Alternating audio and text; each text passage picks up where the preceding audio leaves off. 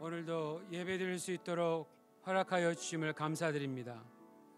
전혀 자격이 없었던 우리들을 주님을 예배할 수 있도록 구원하여 주셔서 다시 한번 감사드립니다. 이 시간 모든 영광 주님 홀로 받으시옵소서. 또한 주님의 은혜를 구합니다. 말씀으로 은혜를 경험하게 해 주시옵소서. 성령님, 오늘도 주님께서 전하시고자 하시는 대로 우리들 모두가 그 말씀을 들을 수 있도록 인도하여 주시옵소서. 감사드리며 예수님 이름으로 기도합니다. 아멘. 자리에 앉으시기 바랍니다. 자, 우리 앞뒤 좌우로 한번 반갑게 인사 한번 나눠주시기 바랍니다.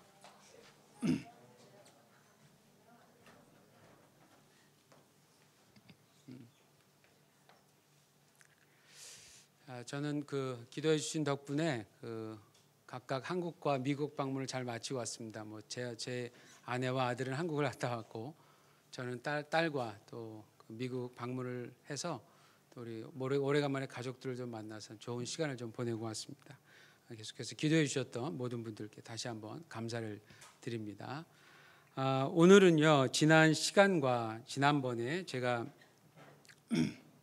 전했던 말씀과 이 동일한 본문입니다. 동일한 본문을 통해서 오늘은 두 번째 미션에 대해서 한번 생각해 보려고 합니다. 자, 부활하신 예수님이 사랑하는 제자를 만나서 뭐라고 인사를 하셨는지 한번 기억이 나십니까? 평강이 있을지어다. 이렇게 말씀하셨어요. 그걸 간단히 얘기하면 샬롬이었어요. 샬롬. 그걸 얼마나 하셨냐면 2번이나 하셨습니다. 2번 반복해서 말씀하셨어요. 그럼 이게 도대체 무엇을 의미하는가 하는 거에 대해서 우리가 샬롬이라는 단어가 지니는 독특한 의미를 통해서 그때 한번 우리가 살펴보았어요. 간단히 정리를 해본다면, 우선 창조주 하나님께서 사람을 통해 무언가를 하실 때 먼저는 그 사람으로 일을 먼저 시키는 게 아니라는 거예요. 일을 먼저 시키는 것이 아니라 하나님이 먼저는 그를 혹은 누군가를 어떠한 존재로서 임명한다. 이게 먼저라는 것을 우리가 봤습니다. 자, 그럼 어떠한 존재로 임명한다라고 우리가 배웠나요? 복된 존재. 복된 존재였죠. 복을 주시고라는 창세기의 표현이 있었습니다. 반드시 여러분 기억하시고 적용하셔야 할 내용이에요. 이건 진리입니다.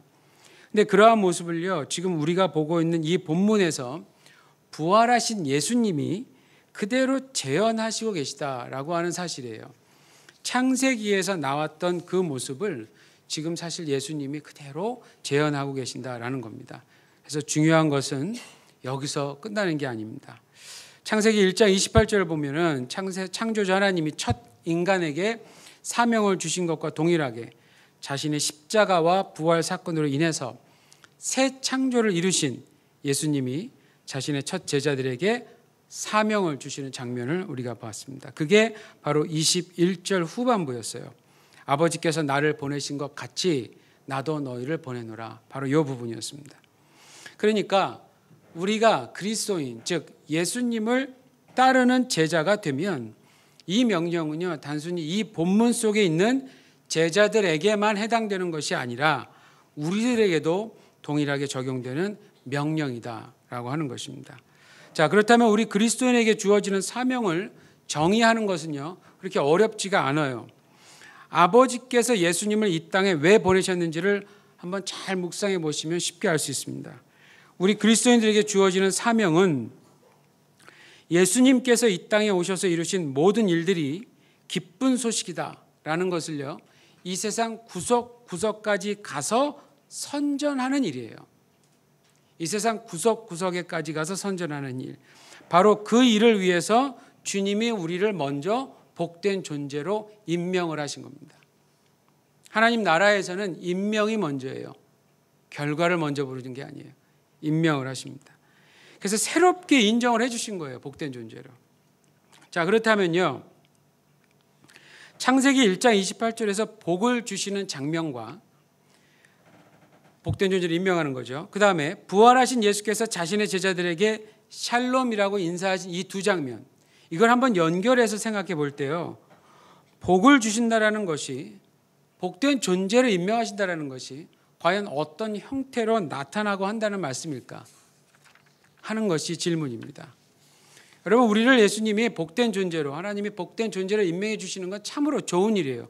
이건 매우 좋은 일입니다만 도대체 이 약속을 현실적으로 어떻게 우리가 느낄 수 있느냐 하는 겁니다. 현실적으로. 오늘 본문 22절은 바로 그 점에 대해서 우리에게 답을 주고 있습니다. 우선 22절을 보시면서 예수께서 보여주신 특이한 행동을 먼저 주목해서 보시기 바랍니다. 참 특이한 행동을 하셨어요. 중요한 임무에 대해서 자신의 제자들에게 말씀하신 후에요.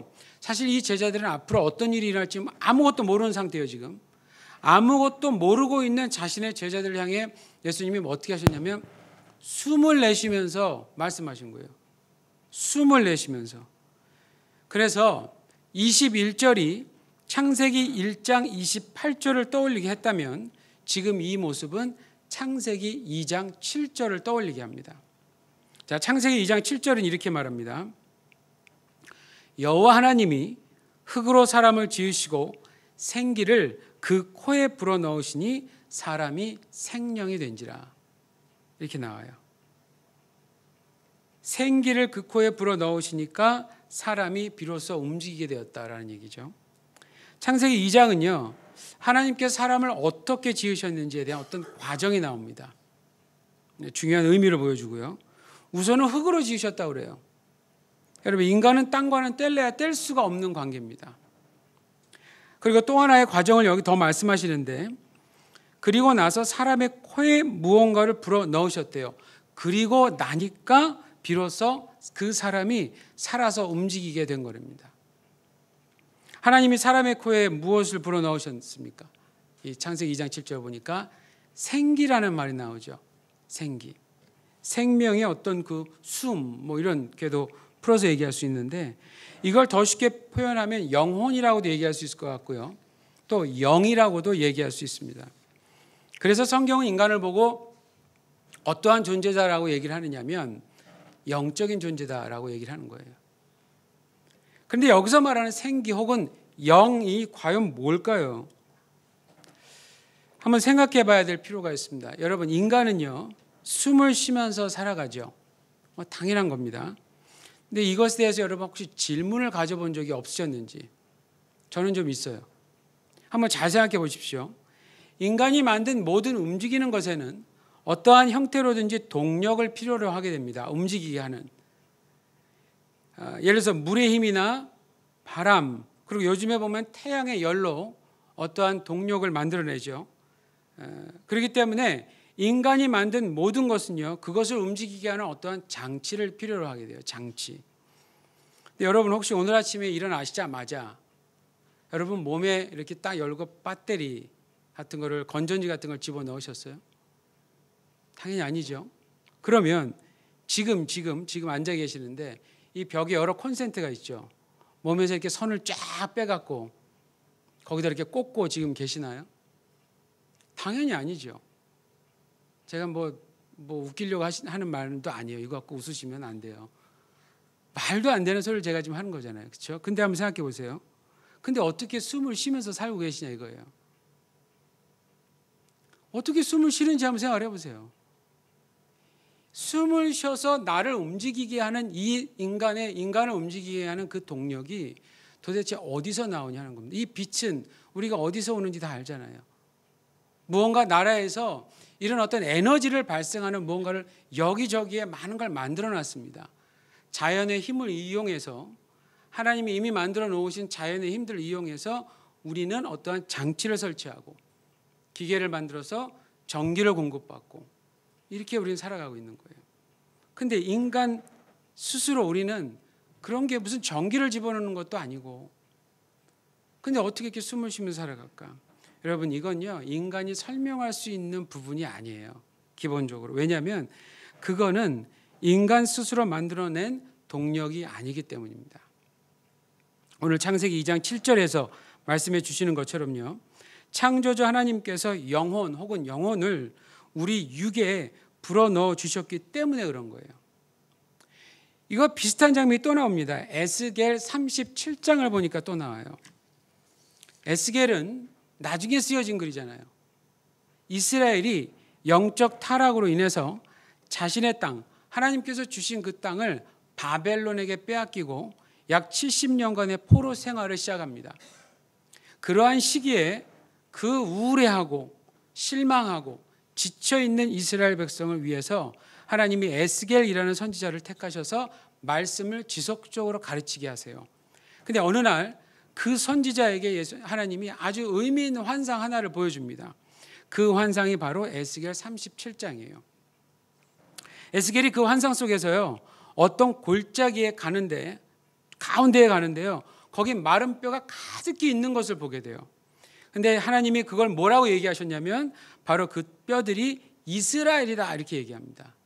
그래서 그 당시 이스라엘은 영적으로 완전히 죽은 상태, 여러분 완전히 죽은 상태입니다. 가죽도 없어요. 근육도 안 남았어요. 그냥 뼈만 남은 상태였어요. 이게 이스라엘의 영적인 상태라는 거예요. 자, 그러한 가운데 37장 3절에서 6절을 보니까 이렇게 말씀하세요. 주님이 그가 내게 이르시되 인자야 이 뼈들이 능히 살겠느냐 하시기로 내가 대답하되 주 여호와여 주께서 아시나이다. 또 내게 이르시되 너는 이 모든 뼈에게 대언하여 이르기를 너희 마른 뼈들아 여호와의 말씀을 들을지어다. 주 여호와께서 이 뼈들에게 말씀하시기를 내가 생기로 너희에게 들어가게 하리니 너희가 살리라. 너희 위에 말씀을 두고 살을 입히고 가죽으로 덮고 너희 속에 생기를 두리니 너희가 살리라. 또 나를 여호와인 줄 알리라 하셨다 하라. 이렇게 얘기하셨어요. 마찬가지예요, 여러분. 창세기 2장이나 에스겔 37장에서는 한 가지 동일한 단어를 우리가 발견합니다. 어떤 상황에서든지 주님이 사람을 살리실 때는요, 반드시 이 단어가 들어가 있어요. 그게 뭐냐면 생기입니다. 생기. 우리 한국 표현으로는 생기. 이게 바로 사람을 살리고 움직이게 하는 원동력이에요. 그래서 저는 이거를 뭐라고 표현하길 원하냐면 인간을 움직이는 근본적인 힘. 하나님으로부터 온 거죠. 인간을 움직이는 근본적인 힘이라고 표현하길 원합니다. 이게 분명 눈에 보이진 않아요. 그러나 하나님께서 불어넣어 주신 그 생기가 없어지면 우리는 처음 흙으로 지어졌을 때의 모습처럼요, 아무것도 할 수 없는 상태가 됩니다. 여러분 기억하셔야 돼요. 흙으로 사람을 처음 지어놓은 상태에 1차적으로는 인간은 아무것도 할 수 없었어요. 그 코에 생기를 불어넣어 주셨을 때에 비로소 움직일 수 있었습니다. 그러니까 그게 없어지면 우린 다시 그 흙으로 지어진 그 모습으로 돌아간다라고 하는 거죠. 그렇기 때문에 이러한 기록들은요, 지금 제가 말씀드린 이런 기록들은 인간이 피조물이다라는 것을 아주 분명하게 증거해 주고 있는 겁니다. 성경은 인간의 육을 만드신 분도 하나님이시고 그리고 그 육신에 영혼을 불어넣어서 살아있게 하신 분도 하나님이심을 분명하게 증거하고 있습니다. 그렇기 때문에 인간의 삶을 주관하시는 분은 오직 한 분이세요. 그 생기를 주신 분, 바로 전능하신 하나님입니다. 자, 그런데 예수님께서 21절에서 이미 보여주신 그 창조의 어떤 패턴처럼요, 오늘 22절에서도 부활하신 예수님이 또 하나의 창조의 패턴을 그대로 재현하시고 계시는 거예요. 지금 자신의 사랑하는 제자들을 복된 존재로 임명하신 후에 마치 그들의 육신을 만드신 후에 생기를 불어넣으시는 것과 같은 그러한 액션을 취하는 겁니다. 그리고 나서 어떤 말씀을 하셨는지 보십시오. 숨을 후 하고 내신 후에 바로 뭐라고 그랬냐면 성령을 받으라 이렇게 얘기하셨어요. 성령을 받으라. 왜 이런 말씀을 하셨을까? 여러분 제자들을 향해 숨을 내쉬면서 이런 말씀을 하신 게 예수님이 이렇게 멋있게 보이시려고 하는 건 아니겠죠, 당연히. 예수님은 아버지 하나님께서 이 땅에 보내신 분이세요. 아버지의 뜻을 이 세상에 정확하게 전달하기 위해 오신 분입니다. 그러니까 예수님은 절대로 하나님 말씀 가지고 장난치지 않으세요.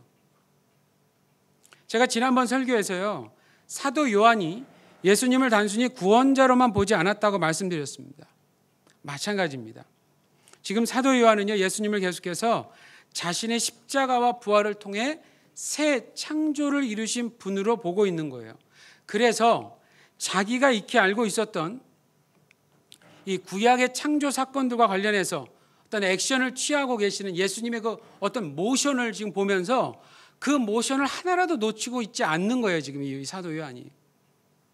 단 3절이지만 사실 오늘까지 단 2절이지만 이 2절 속에서 지금 창조의 모습을 재현하시는 그거를 지금 사도 요한이 발견하고 있는 거예요. 하나님께서 인간을 흙으로 지으시고요, 생기를 불어 넣어 주셨을 때 그 생기는 결국 자신의 영을 의미하는 것이었습니다. 오늘 본문에서 예수님이 그 영의 정체를 명확하게 해주고 계십니다. 성령이라고 하시는 거예요. 성령이라고. 첫 인간이 생기를 받아야만 움직일 수 있었던 것처럼 예수님으로 인해서 새롭게 창조된 자들은요, 성령을 받아야만 움직일 수 있게 된다라고 하는 의미입니다. 조금 전에 이 제자들이 예수님으로부터 이 세상으로 파송받을 것을 지금 들었어요. 그러니까 예수님이 그 계획을 들었어요. 그러나 이대로는 안 돼요, 여러분. 지금 이대로의 모습으로는 안 돼요. 반드시 성령을 받아야만 갈 수가 있습니다. 그래서 지금 예수님이 비록 내가 너희를 보낸다라고 하지만 보내는 시점이 지금이 아니죠. 나중에 우리가 사도행전을 보면 사도행전에 나오죠. 비로소 사도행전 2장에 가서 지금 예수님이 말씀하신 이 부분은 현실적으로 그때 이루어집니다. 그리고 본격적으로 그때부터 복음이 확산되는 일이 시작이 되는 거예요. 중요한 건 하나님의 영인 성령께서 그들과 함께 그리고 그들 안에 내주하셔야만 예수께서 보내시는 곳에 갈 수 있고요. 또한 예수께서 분부하시고자 하시는 모든 일들을 감당할 수 있게 된다 하는 것입니다. 자기 노력과 의지로 안 돼요. 그건 한계가 있기 때문에 그래요. 여러분, 하나님의 일을 어떻게 내 개인의 의지로 감당합니까? 그게 말이 된다고 생각하세요? 하나님의 일이에요. 하나님의 일. 전지전능하신 창조주 삼위일체 하나님의 그 놀라운 일을 아니 나 같은 피조물 정말 누가 날 알아줘요? 이 세상에 누가 우리를 알아줘요? 죽어도 모를 그럴 위치에 있는 우리들이 그 어마어마한 일을 하신 분의 일을 우리가 감당한다고 얘기를 할 때 그게 우리 힘으로 할 거를 하나님이 기대하실까요? 아니죠. 절대로 그렇게 못합니다. 애당초 내가 할 수 있겠다라는 말을 아예 포기를 하세요. 아예 내려놓으세요. 예수님도 제자들에게 그러셨잖아요. 어마어마한 사람들이 따라왔었어요, 처음엔. 근데 그 따라오는 사람들을 보면서 뒤돌아쓰면서 뭐라고 그러냐면 자기 십자가를 지래요. 자기 십자가. 다른 거 다 내려놓고요. 자기 십자가 지래요. 자기 십자가. 예수님이 자신의 십자가를 진 것처럼 그렇게 지렙니다. 하나님의 요구를 들어야 돼요. 하나님의 요구에 하나님이 하라는 방법대로 그렇게 순종해야만 한다라고 하는 거예요. 우리가 생각하고 우리가 원하는 대로 되면 얼마나 좋겠습니까? 그렇게 해서 일이 이루어지면 그건 하나님 일이 아니에요. 하나님의 일은 우리가 원하고 할 수 있는 그것보다 훨씬 더 비교될 수 없을 정도로 놀랍고 위대하십니다. 그 일을 우리를 통해서 이루실 때 하나님이 우리에게 함께 주시는 게 뭐냐? 그게 성령님이에요. 생기가 없으면 아무것도 할 수 없는 마른 뼈였잖아요. 그렇죠? 그런 것처럼 성령이 없으면 아무것도 할 수 없게 됩니다. 그렇기 때문에 지금 예수님이 너무나도 중요한 일, 이걸 다른 말로 표현하면 자신의 제자들에게 있어서 너무나도 필요한 일을 예수님께서 지금 행하시고 계셨습니다.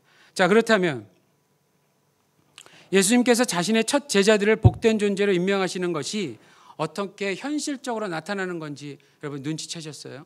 제가 이미 답을 언급했죠. 답은 그거예요. 성령님의 내주하심을 통해 나타나게 되는 겁니다. 우리가 복된 존재라는 것이 어떻게 증명되느냐? 성령님의 내주하심을 통해서 나타나게 돼요. 창조주 하나님이 첫 인간을 창조하시고 창세기 1장 28절에 명령을 주셨을 때요, 그것은 단순히 아담과 하와 너희들이 다 해라 난 이제 더 이상 너희들과 관계없다. 이렇게 말해두신 게 아니에요. 그런 의미로 말씀하신 게 절대로 아닙니다. 이게 위대한 명령이고 큰 명령입니다.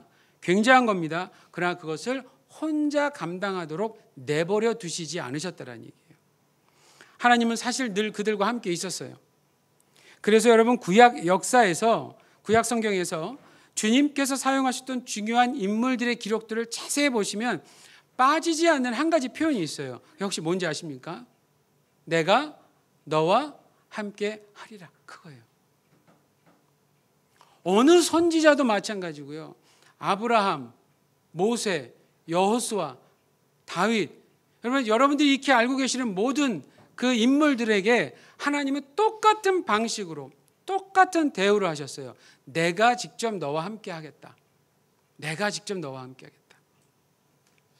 근데 지금 이 본문 속의 예수님도 마찬가지라는 거예요. 이 본문 속의 예수님도. 이미 성령님에 대해서는 예수님이 몇 차례 약속하셨어요.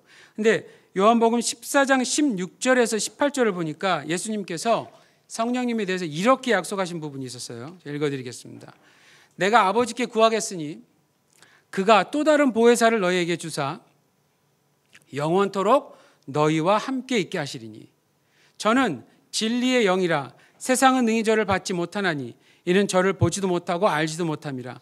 그러나 너희는 저를 아나니 저는 너희와 함께 거하심이요 또 너희 속에 계시겠습니다. 내가 너희를 고아와 같이 버려두지 아니하고 너희에게로 오리라. 이렇게 약속하셨었어요. 십자가에 죽으시기 전에. 그리고는 십자가와 부활을 이루신 후에 제자들에게 찾아오셔서 바로 이 약속을 이행하신 겁니다. 어떻게 하셨냐면 성령을 받으라 라고 말하시면서 예수님께서 성령님을 보내시려고 하셨던 의도는 이거보다 더 있습니다. 그러나 요한복음의 기록들과 창세기의 기록들을 비교해서 볼 때 발견되는 한 가지 큰 특징이 있어요. 그게 뭐냐면 그 예수님이 성령으로 자신의 제자들을 버려두지 않고 늘 함께 계시겠다고 하시는 약속의 실행입니다. 그렇기 때문에 여러분, 왜 예수님의 제자들이 복된 존재이겠습니까? 왜 예수님의 제자들이?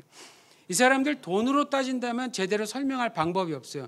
왜냐하면 자기들의 직업을 이미 버리고 예수님을 무소유로 따라다녔기 때문에 이 사람들은 그렇게 평가할 수가 없어요.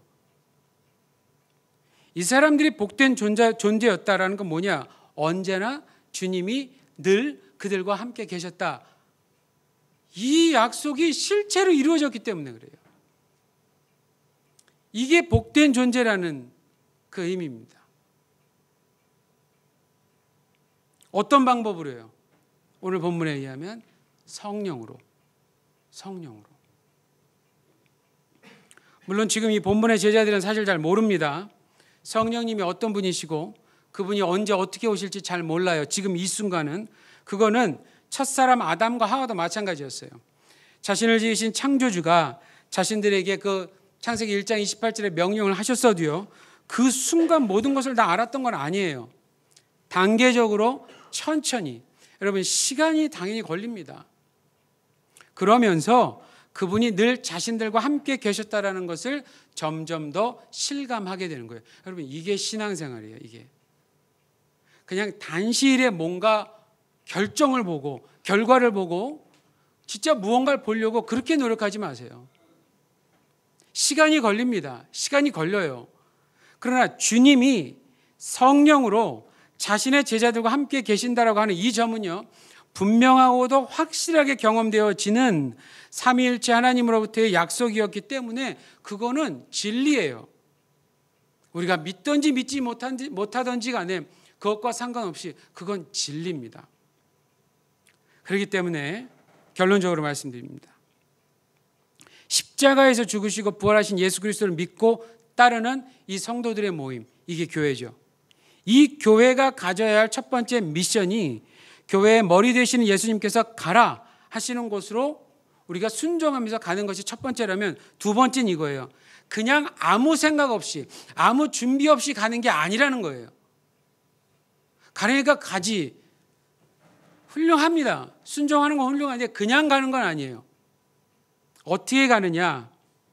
반드시 성령으로 충만해져서 가야 된다는 겁니다. 성령 충만이 이럴 때 필요한 거예요, 여러분. 성령 충만은. 성령으로 충만해져서 가야 된다는 거예요. 성령으로, 성령과 함께, 그리고 그 성령님의 그 충만 꽉 차는 거예요.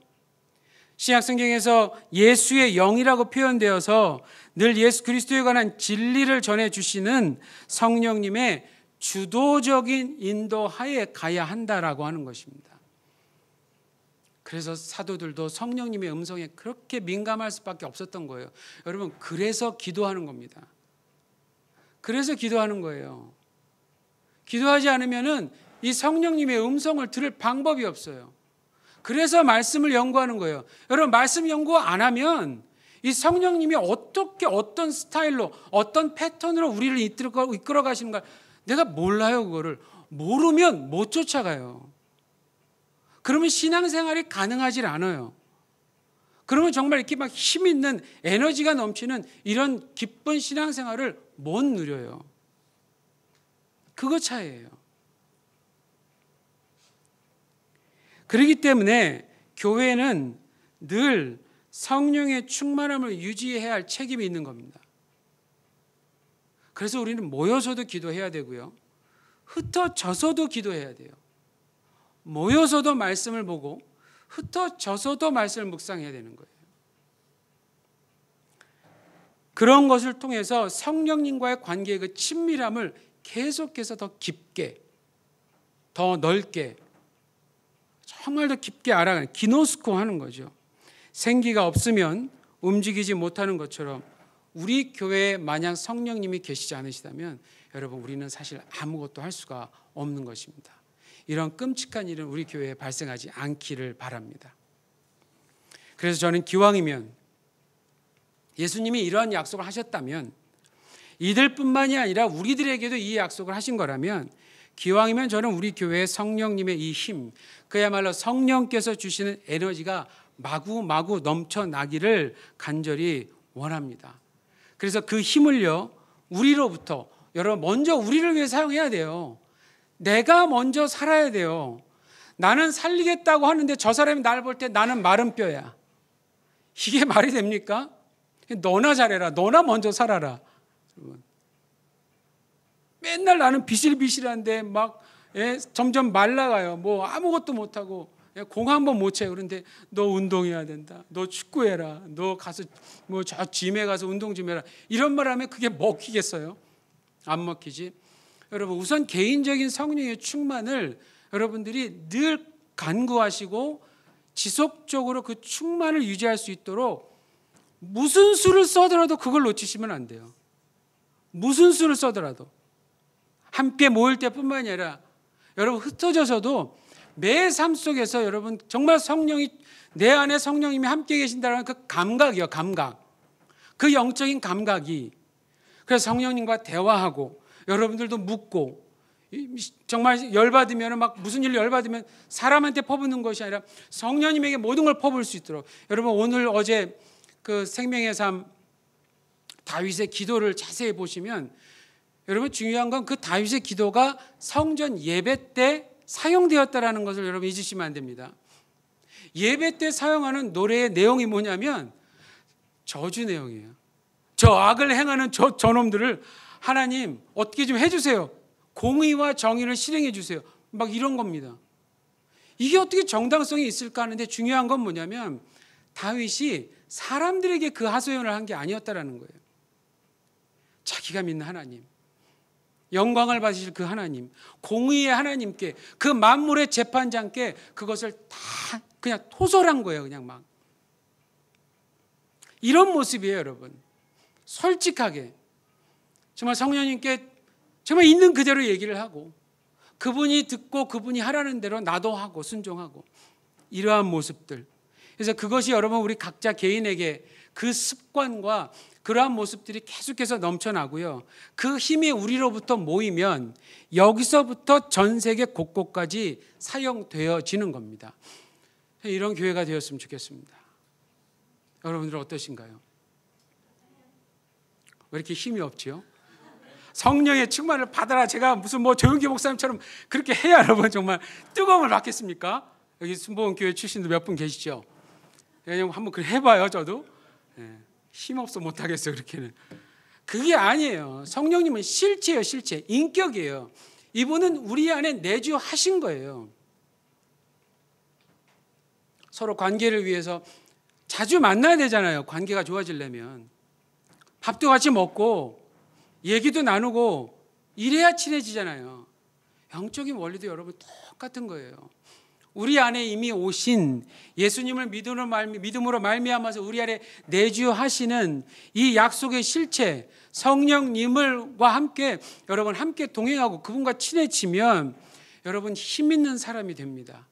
그 힘이 모아져서 우리가 무엇을 하는 거냐? 그야말로 진정한 선교를 감당하는 거예요. 가라 하실 때 우리가 네 갑니다라고 바로 갈 수 있는 그 용기와 힘이 그때 발생하는 거예요. 성령의 충만이 없으면 차라리 아직은 안 가는 게 나은 겁니다. 준비가 필요해요. 이 일에 여러분 책임감을 가져야 됩니다. 최선을 다하셔야 돼요. 그래서 성령 충만을 유지하시는 교회가 되기를 성령을 보내주신 예수 그리스도의 이름으로 간절히 축복합니다. 우리 한번 옆에 계신 분들께 한번 이렇게 세 가지의 제목으로 축복해 주세요. 첫 번째, 다시 한번 샬롬 해보세요. 두 번째는 성령님이 함께 하십니다. 세 번째, 그러므로 우리는 정말 복된 존재입니다. 이게 이렇게 어려워요. 자세히 하면 샬롬, 성령님이 함께 하십니다. 그렇기 때문에 우리는 복된 존재입니다. 이게 이 두 구절을 통해서 우리에게 주시는 결론적인 메시지입니다. 기도하겠습니다.